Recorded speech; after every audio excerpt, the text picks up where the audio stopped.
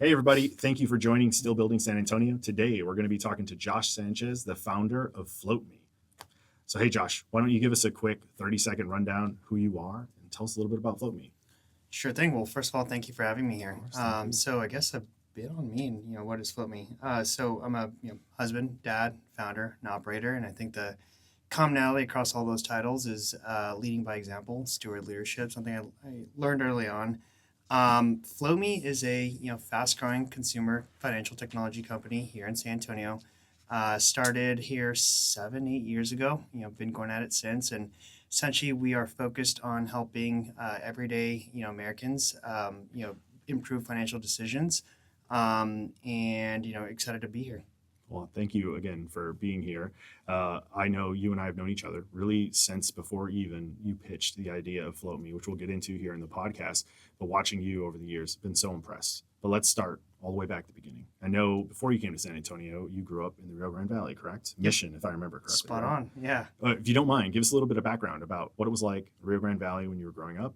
And we'll start with that, and then we'll start transitioning into San Antonio. Sounds good. I always find it funny how people talk about Rio Grande Valley as a valley. It's technically not a valley. It's not like a traditional mountain valley in a sense. But actually, the story is kind of interesting. It was a whole marketing play back in the 20th century to attract farmers and agriculture down in the region. But I very much think the Rio Grande Valley is an area of opportunity. I know SpaceX there is there now.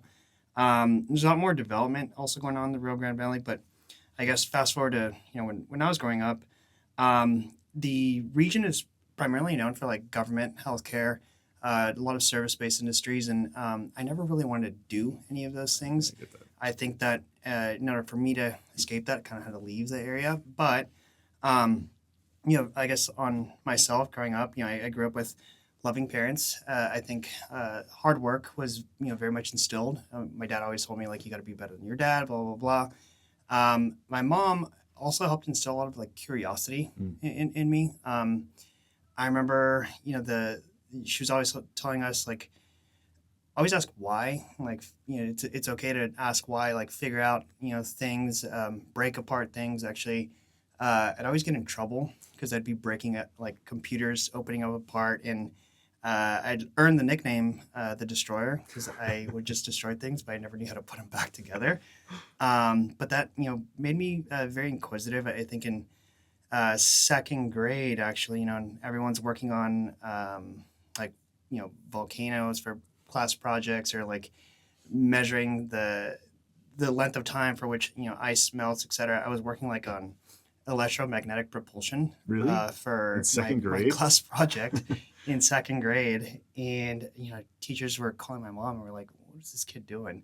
Anywho, I was always just curious growing up, and I think what that translates to, and who I am today and everything, is that I think if you have a problem, if you want to drive change, if you want to see things differently, you have to just go out and do something. And I think very much that's what founders are today. Mhm. So fast forward to growing up and everything, I the short of it is I've always been curious. I've been inspired by hard work, and I just have a constant desire to go out and do something and make a change. Sounds like it. I mean, for you to be doing electro propulsion, if I heard that correctly, at second grade, I have a second grader. She's not doing that right now. So, like, now She I'm, will be soon. I'm going to have to teach her.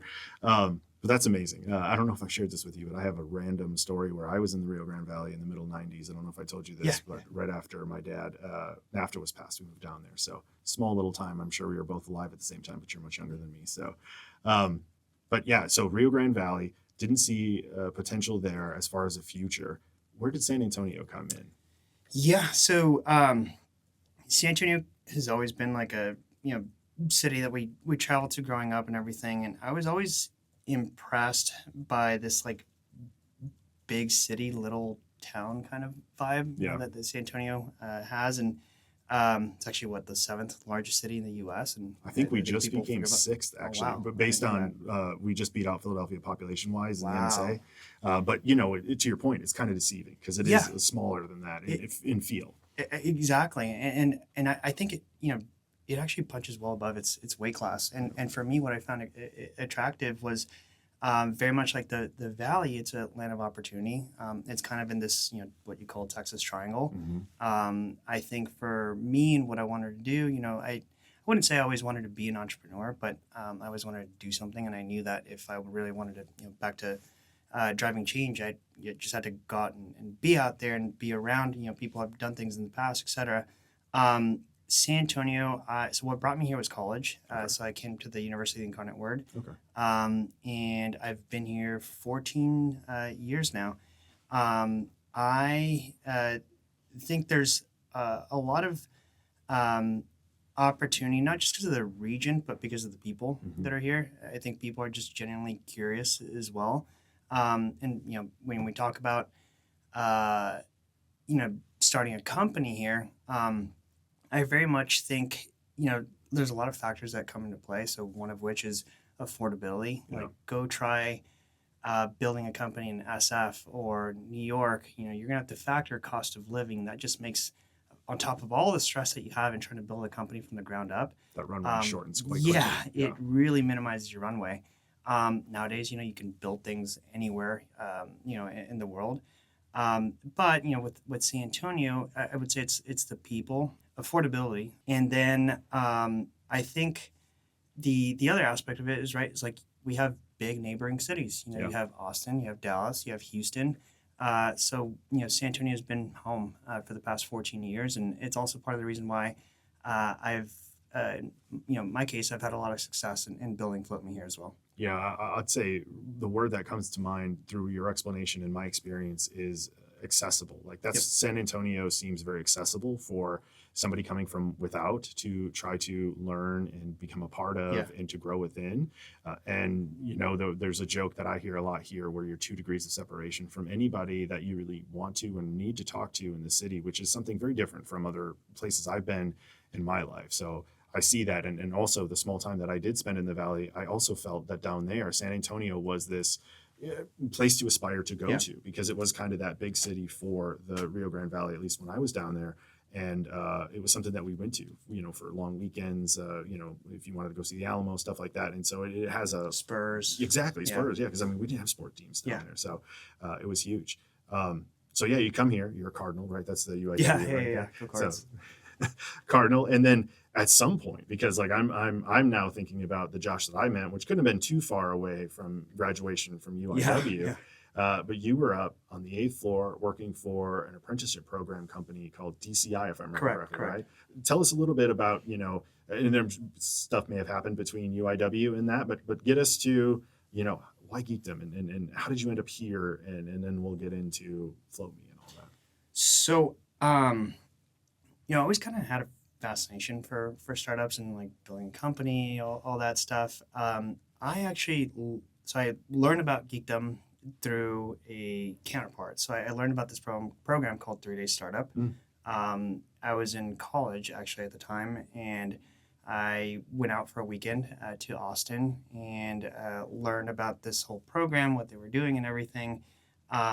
Post college, I spent some time at a payroll company called ADP. Oh yeah. Did like a sales apprenticeship program actually there, Really? and man, I hated it.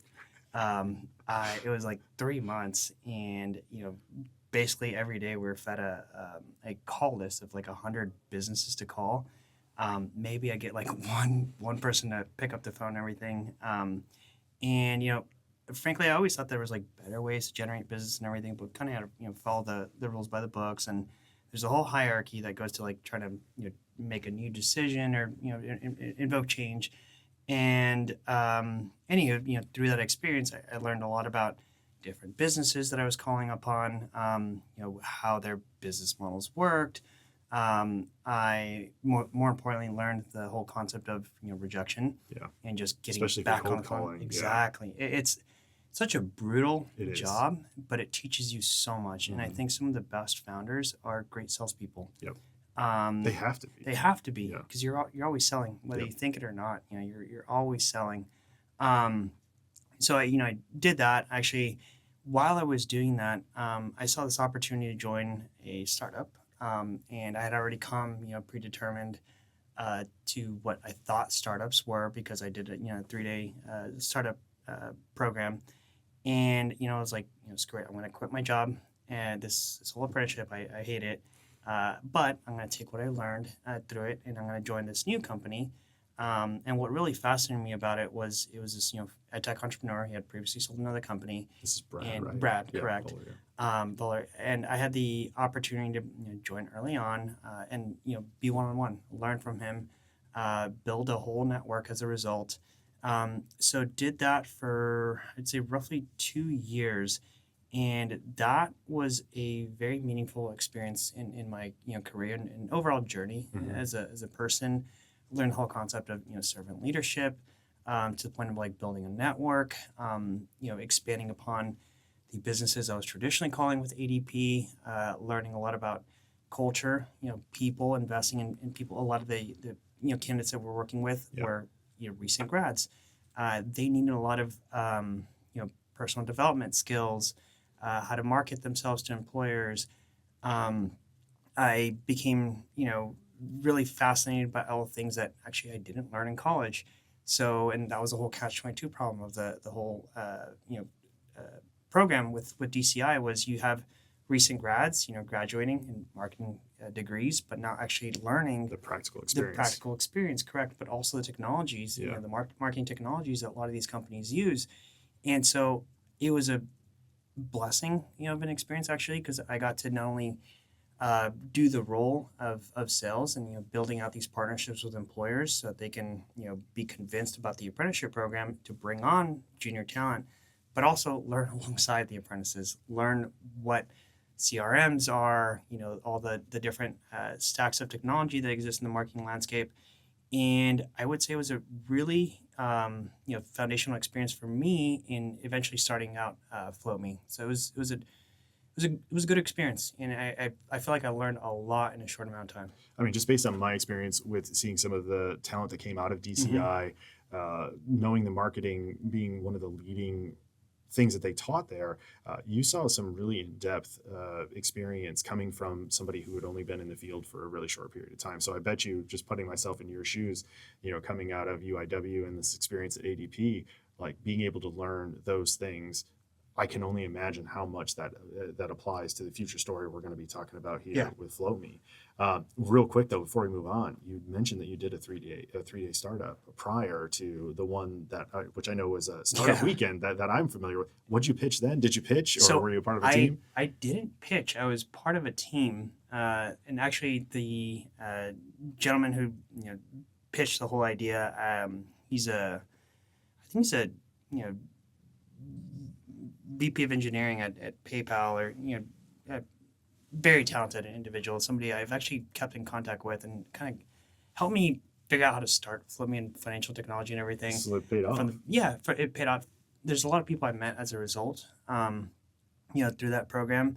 But the pitch was like his company called Middle, where it made it much easier to find each other in like concert venues when cell service, traditionally goes out. And the interesting part of the whole experience, though, was actually the customer validation. It was like figuring out what we were trying to do wasn't really serving, a big need and a big business to build. It was more niche.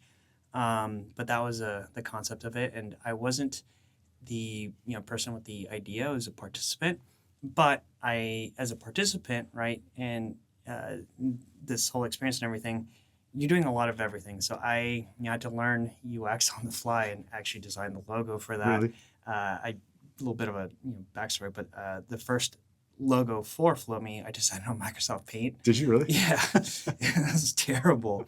It took a little time to fix the logo that we have today. But Is just for clarity too? Is this the shirt that I remember you guys wearing the day of? Yeah. Oh, even prior to that, man. So it's actually wild to think about it now, but it was like a picture of a cloud.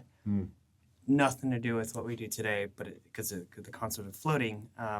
Anyway, it looked terrible, man. But I learned how to use beyond Microsoft Paint, like different UX tools. I learned the concept of building out minimum viable product, Mm-hmm. doing market validation, all that stuff. So it was a really awesome experience.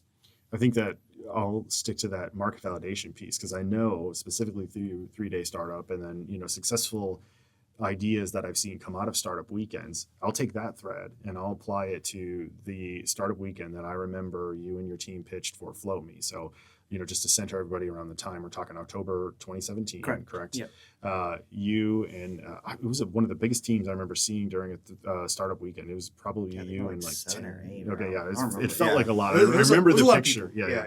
And I remember, and so this is where you got probably a lot of correcting to do on myself because I was, just for clarity, joined Geekdom July of 2017. So I'm still pretty fresh here, but I remember that pretty vividly because it was my first experience with the startup weekend. And if I remember correctly, you had walked in with a negative experience with like a payday loan type org, which I'd love to hear about here in just a second. But I also remember that as you guys were going through the weekend, there was some market validation where you were walking, if correct me if I'm wrong, up and down the streets asking people about their experiences with these or reaching out to people to understand their experiences with those, which is ultimately what led to the validating reason for FloatMe, correct? That's spot on. So, October 2017, man, it's been like 8 years, I guess. It's crazy to think about it, right? Since that, yeah.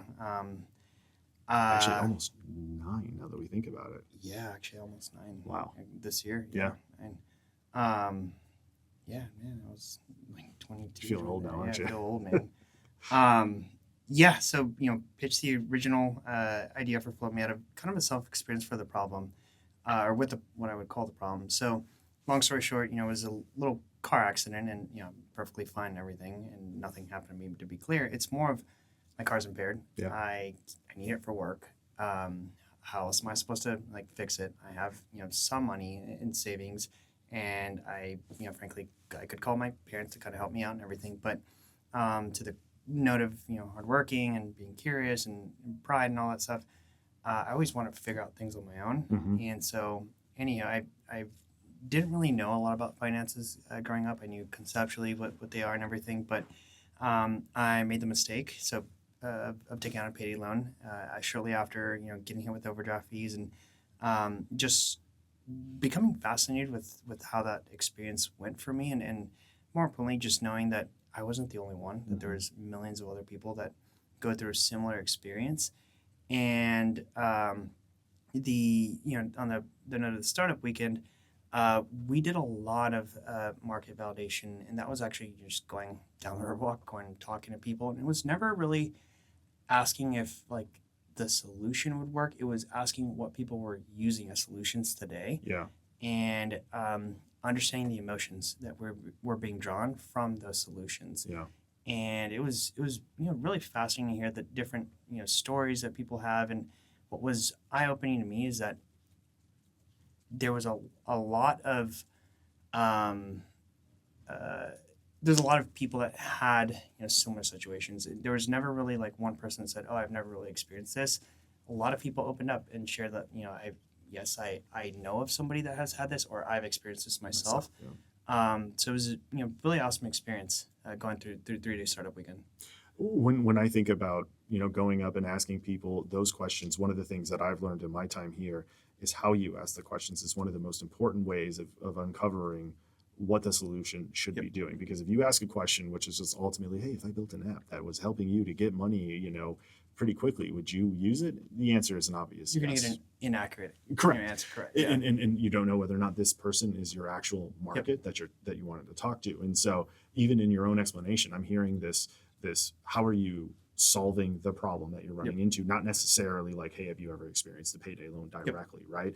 And it kind of navigates you down there to develop what the idea was. And if I remember correctly, the idea that was pitched on stage October 2017 was more of a, correct me if I'm wrong, kind of not a crowdfunding. I don't want to say that. Peer-to-peer. Correct. Yeah. Correct. Peer-to-peer. Yep. And you guys would be able to hey, put money in, pull money out when needed, small amounts to be able to help them. But I think you guys ran into some pretty, some regulatory issues with that and had to adjust.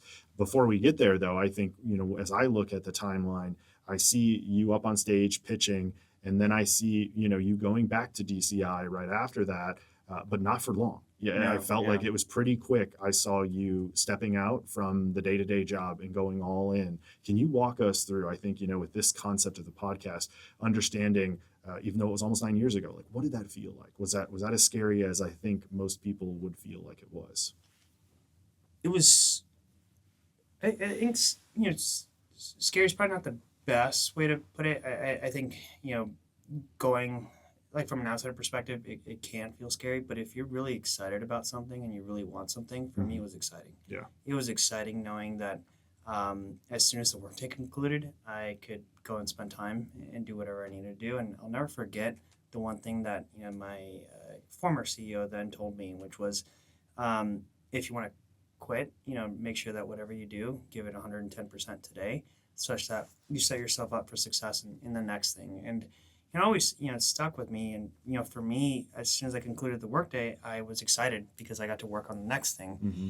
And post 3 day startup weekend, what I focused on was, rallying the troops and getting people together and really being instrumental about, we're going to spend time Tuesdays and Thursdays to really hash out this idea. And through that process, we're going to figure out like whether you truly want to be here or not. And that kind of helped me dwindle down the 8 or so people that we had through 3 day startup weekend. For me, it was exciting to spend time working on all this.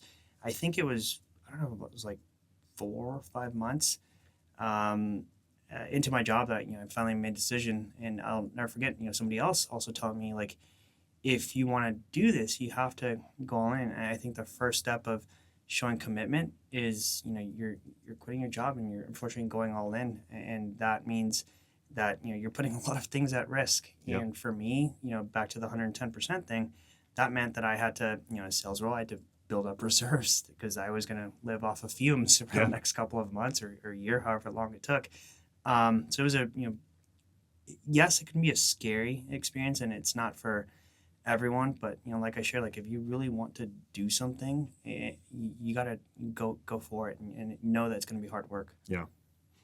As I think through that time, in trying to walk through what happened, walk me through those immediate regulatory hurdles that you ran into and how you tackled them to land on what FloatMe is today.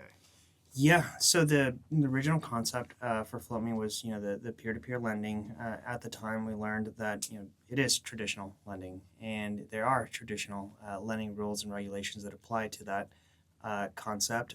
Learned about the concept primarily through international models. So there was a lot of UK businesses that were built around the concept of peer-to-peer lending. We looked at the original idea of lending club and what it stood for and everything, and just knew that building out a business in that direction would require a lot of overhead, upfront cost.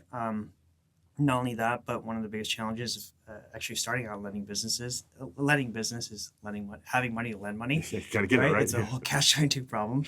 I'll tell you a story on that in a little bit. I basically took out a loan to lend my people money. Really? Yeah, early on, and paid myself that like 3 or 4 years later, finally. Learned about the complexities of the original peer-to-peer lending model through international businesses, through the original concept of lending club, and at the same time, I was learning about the birth of EWA. So I was learning about the whole birth of this industry and why we work all these hours and can't access this pay, but we're owed this pay, and therefore shouldn't be treated as a loan, etc. And that really got me thinking, like, could we instead actually partner with employers and offer this concept of EWA? So that was kind of the whole transition from going from the original peer-to-peer lending concept to let's actually lean into EWA. The challenge early on, as with any like new business and new industry, is that there are no rules, and you're kind of operating in this gray space where you think you know what you're doing, but unfortunately you also don't know what you're doing because there's no guidance around it. then you can't really go and ask somebody, right? Correct. Yeah. Correct. You can, get guidance in terms of here are like principles and here's closely or situated products that you can draw from. But yeah, it's very hard when you're building in a, I would say, loosely regulated but also highly regulated space. Yeah, because you're touching people's money. Exactly. It's a serious thing. Exactly. Do you see, and just flashing back to you talking about the 3 months of agony at ADP, did that have any, like, I guess, did that make this transition or the thought of this transition into realizing, because I know they do a lot of payment processing, specifically around checks, income, all those things. Did that have anything to do with it, or was it just kind of tangential? I think it's tangential, but also helped me learn a lot about payroll, Gotcha. right, and how pay cycles run. What I knew were the common pay cycles. Biweekly is actually the most common pay cycle. How payroll runs, the delay that happens between when you hit the payroll button and it gets sent to the Fed, and the Fed then pushes those payments to people's accounts. So I learned a lot about that through as a result of that experience. The other thing that actually tangentially also happened was ADP at the time was the only provider that had an open API, and what that meant for us when we were going down the concept of partnering with employers to offer this concept of EWA is we could actually integrate with them, and then what that allowed us to do is actually validate the earned but unpaid wages. Nice. Because we could see in payroll systems like this person has worked 86 hours or whatever hours that they've put in, and had that as validation that somebody earned these hours. Not only that, we could also post a deduction to the payroll system such that whenever somebody did get paid, we would get repaid as a result of the deduction in the paycheck. Gotcha. So tangentially, I think it helped in knowing how ADP worked at the time, but also them having an open API that we can integrate with. That's great. I didn't know that aspect of the, for lack of a better term, kind of like ability to pilot with an org like that, and what that meant for you. When you were going through this pivotal period of pivoting, building the company, going out on your own, away from the job 9 to 5, did you have any mentors or anybody that really helped you through this period that we could learn about? I think former CEO that I used to work for. Is this Brad? Brad. Yeah. Yeah. So Brad, I would lean on him to ask questions, just in general, knowing that I still have the day to day, and just asking about his experiences. Funny enough, actually, when I quit my job, I had to pick up some kind of income, so I started doing Lyft and Uber. Oh, did you? Yeah. It was also, I think it's an incredible experience because you're meeting a lot of strangers. You're building all up different places, from all different places. You're building, communication skills. To the mentor part, though, one person I ended up picking up one day was actually the former CMO of USAA. Really?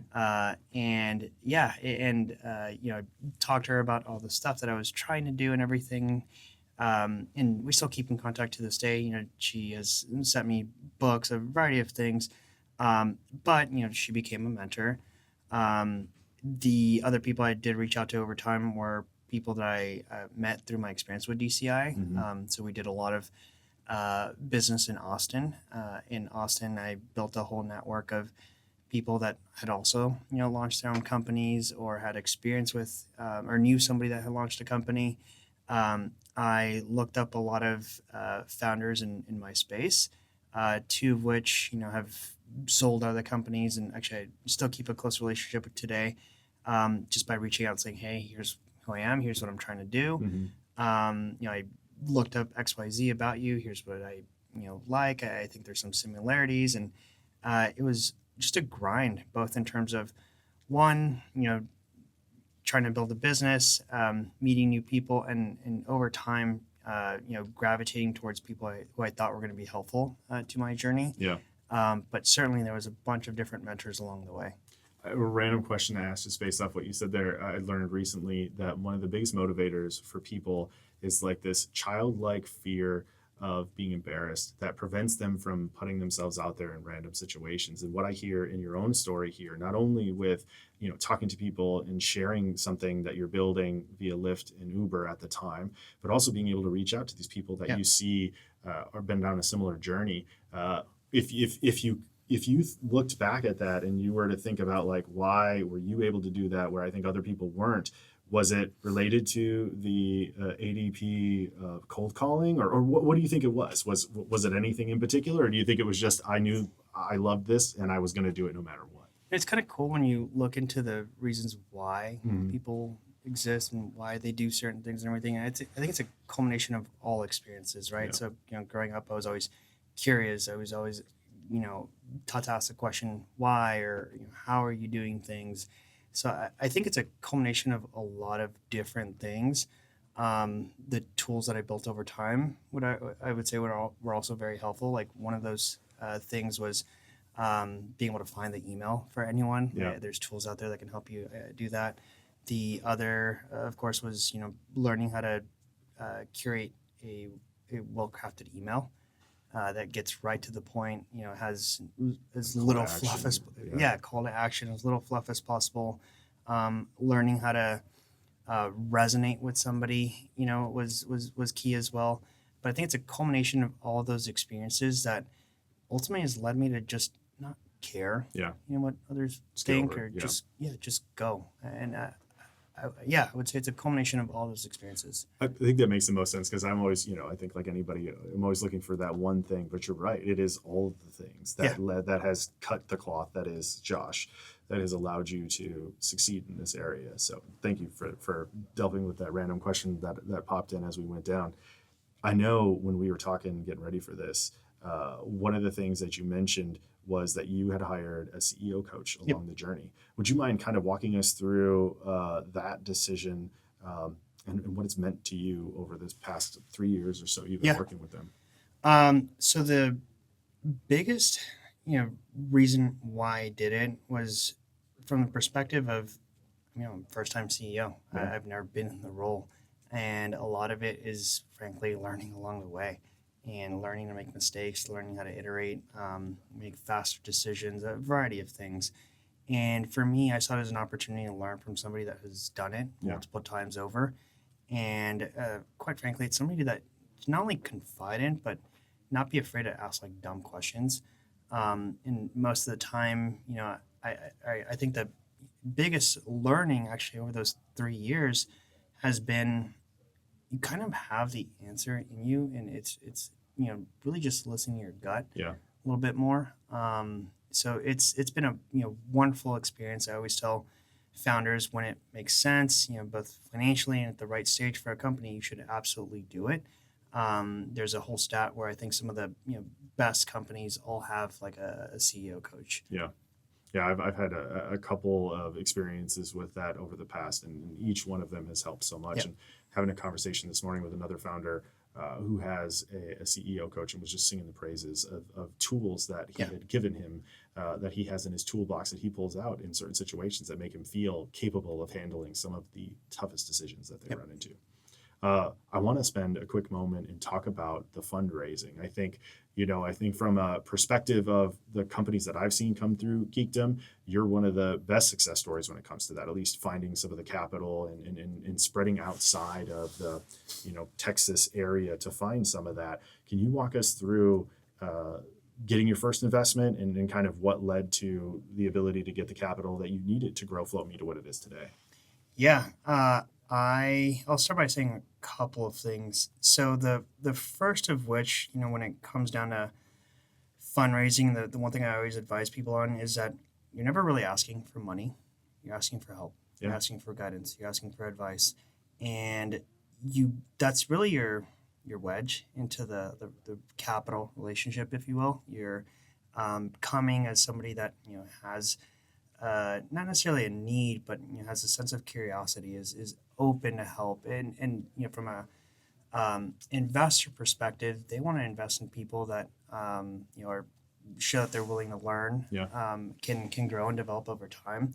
So that's one thing I always tell people is come from that lens, And why I say that is that it makes it much easier and puts you in a better position to then go ask for money once you've proven out certain milestones, once you've proven that you've been receptive to some of that feedback. So that's like the first thing I'd say. In terms of fundraising as a whole, I think it also matters the stage of the company. Hmm. Very early on, you're really focused on proving product market fit Yeah.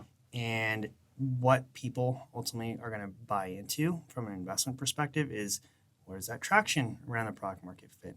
So it's proving that you can find traction as quickly as possible. So that's what I would say for early stage companies from the fundraising process. I learned the hard way that that's not the case as the company matures. Mm. As the company matures, investors aren't necessarily investing in just product market fit, traction, all these things. They're investing in why is the world going to be a better place as a result of your company. Gotcha. What's the big vision? How are you going to change the world with the company, the services you offer, the products, all that stuff, and that changes the narrative, right? So early on, you're talking about traction, everything. You're also learning over time, like which investors are best for your business. Not all capital is the same. No. Not all people are the same. Um, you're shifting the narrative for fundraising all the time, all those things. And then the last thing I'd say when it comes down to fundraising and my experience as a whole is that you have to run a great process. You have to be very meticulous about I don't want to say inciting is the right word, but creating this sense of FOMO, Yeah. you know, and here's a confined time that I'm going out to market. Here's what I'm looking for. Here's what the capital is going to help us unlock. Here are the key people I'm going to talk to you. And I think, part of what some entrepreneurs miss, and, myself included, having learned this, is it's running a good process, and another thing I'd say there is, you start to rank by tier all the people that are in your contact list. Yeah. Lean heavily on your existing investors, as you've raised subsequent rounds to make introductions to other, prospective VCs, etc. But you're starting to rank, based on tier one, tier two, tier three. And what I mean by that is maybe you start your conversations with tier threes because you can draw on questions that they're asking you about your business. You're developing better responses and answers to feedback, all those things, such that you're in a better position to then go talk to the tier one and tier twos. Mm. So the culmination, right, is run a good process, understand the stage at which your company is in, and what actually matters Yeah. to the prospective investor, but never really directly ask for money. It's ask for help. So I love that piece because I'm seeing it play out, and knowing you the way that I do and how process oriented you are, how well you do them.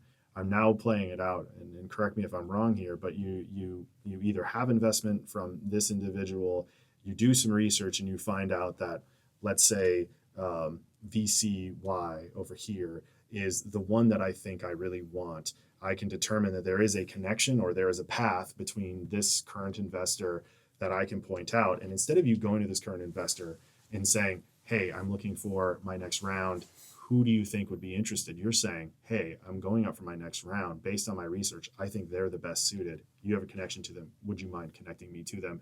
I can imagine putting myself in the seat of the VC that's already invested in you. It's a much different conversation than receiving a kind of general open, like, hey, help me, instead of can you help me with this very direct ask? Is that what I'm hearing here? That's spot on. And the other thing I wouldn't overlook is actually the founder intros.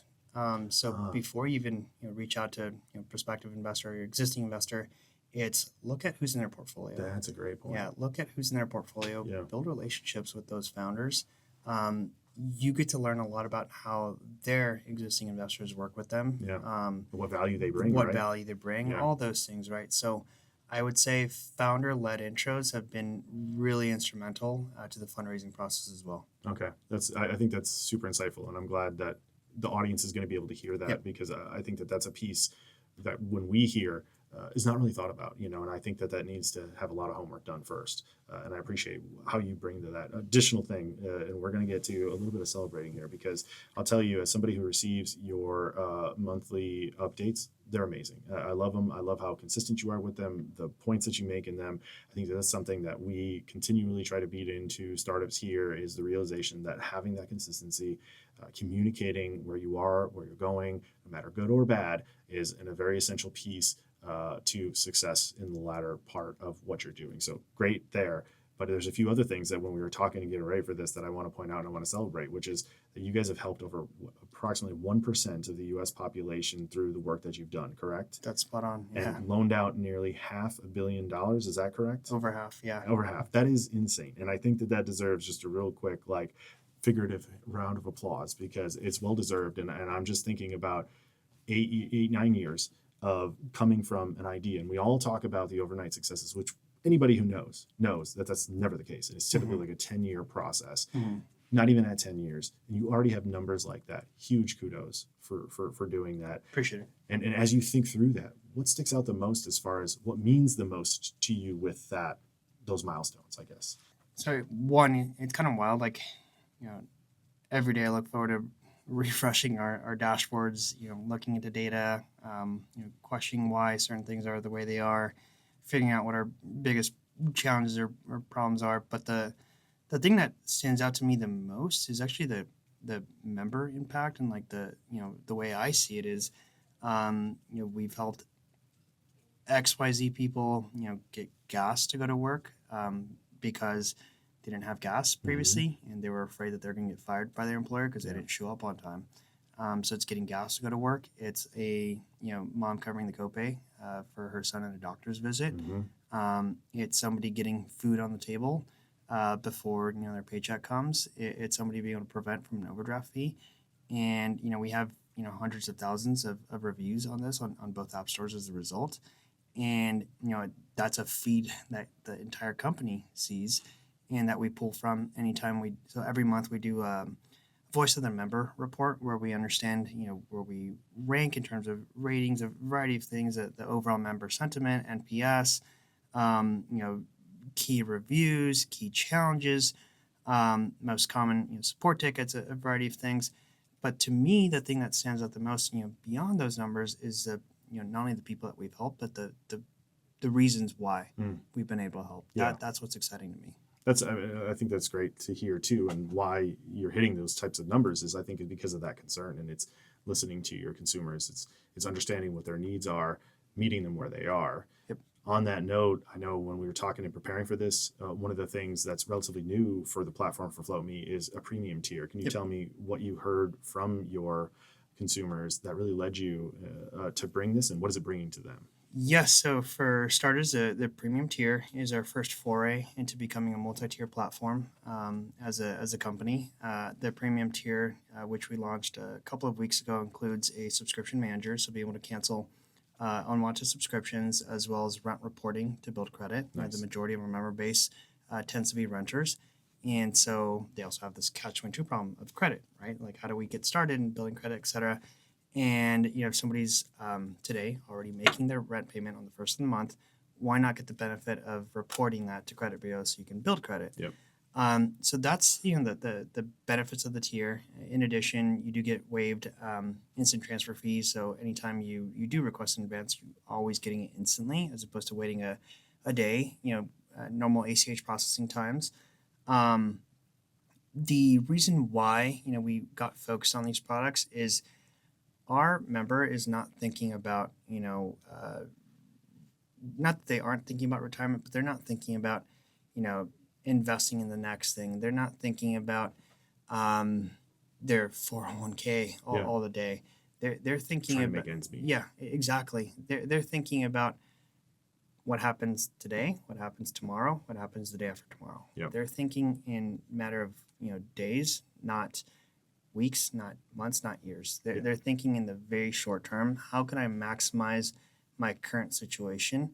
And for us, from a product perspective, it was one, through learnings over time. We've tried a variety of things, different products, et cetera, savings accounts, credit builder card, And for us and with these products, it was more of like, what can we do from today? Like that they can immediately see value in Yeah. the impact. And it's the subscription manager and rent reporting to build credit. I love that. And honestly, I think of just watching other entities build off of just those. Like I'm thinking about Built for Yep. the rent piece. I'm thinking about, is it like Rocket Rocket, Money yeah. as a cancellation? Adding that as a tier, I think opens up an aperture for what you're capable of Absolutely. doing for your members. And so I love that. And I think it's brilliant. Bringing it back to the conversation today and thinking about kind of what still building means and setting the scene for that is realizing that like you're still in the midst of it. The the road is not gold yet, and you're carving that path of your own. What does that mean to you today as you think about what still building is for FloatMe, for Josh? Where are you at?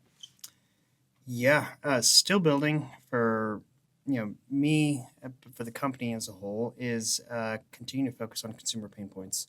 It's what are the everyday challenges that they're going through, Mm-hmm. what do they need most help with, and what do we need to do to be able to unlock those solutions for those pain points. For me personally, and still building, it's ensuring I'm continuing to be the best version of myself for the team. Make sure that I'm providing the right guidance, direction, personal development. We talked about CEO coach earlier. At the same time, for my leadership team, it's like, can I find somebody in a similar role to them that I can pair them with? A peer from a competitor. You'll be surprised. Yeah. It's a very small world. Everyone knows each other, and what you find is that the best people are all generally aligned in doing what's best for the customer. And we have a lot of peers that we share close relationships with. But for me personally, it's continue to be the better version of myself.